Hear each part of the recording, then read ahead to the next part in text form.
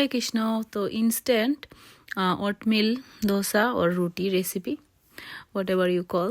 তো আজকে আমি তাড়াহুড়া করে বানাচ্ছি হচ্ছে ওটমিল দিয়ে রুটি। তো এখানে আমি ওটমিলটাকে জাল করে নিয়েছি তাড়াতাড়ির জন্য, কারণ আগে থেকে যদি আমার জানা থাকতো যে আমি করব, তাহলে আগে থেকে গরম জলে ভিজিয়ে রাখলে কিন্তু ওটমিলটা অটোমেটিক নরম হয়ে যায়। তো আমার সময় ছিল না, তাই আমি গরম জলে জাল করে নিয়েছি, সফট করে নিয়েছি। তো এখানে আমি দিয়ে দিচ্ছি আদা কুচি, তারপরে দিয়ে দিচ্ছি কাঁচা লঙ্কা, আর এখানে দিচ্ছি কাচুরি মেথি।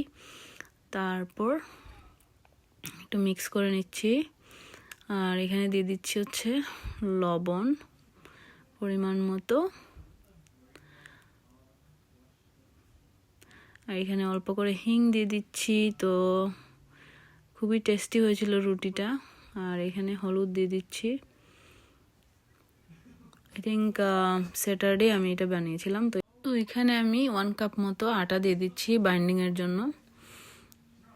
তো ভালো করে এখন মিক্স করে নেব, আর তারপর আমরা যেভাবে দোসা বা রুটি বানাই সেভাবে বসিয়ে দেব।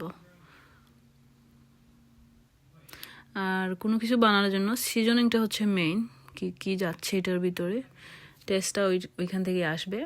তো এখানে আমি একটু পাতলাও না বেশি, মিডিয়াম একটা ব্যাটার বানিয়ে নিচ্ছি।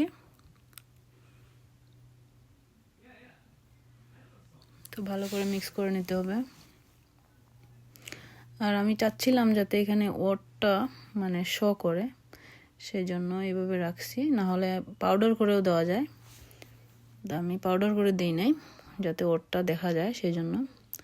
তো এখানে তেল গরম হয়ে গেছে, আর এখানে আমি দিয়ে দিলাম ব্যাটারটা, স্প্রেড করে দিচ্ছি। একটু টাইম লাগে এগুলো হইতে দেখলাম, কারণ অতটাও পাতলা নয়, একটু হেভি আছে, সেই জন্য একটু মানে টাইম লাগে মচমচে হতে। কিন্তু খেতে কিন্তু খুবই টেস্টি হয়েছিল। সব মশলাগুলো যেমন আদা, কাঁচা লঙ্কা, তারপরে কাচুরি মেথি সব দেওয়ায় খুবই টেস্টি হয়েছিল। তো দেখো আমার কি সুন্দর হয়ে গেছে দোসাটা।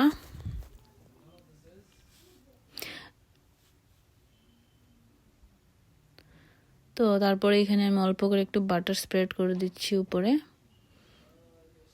ভগবানের যেহেতু বাটার অথবা ঘি পছন্দ, সরি এটা বাটার না, আমি ঘি দিয়েছিলাম।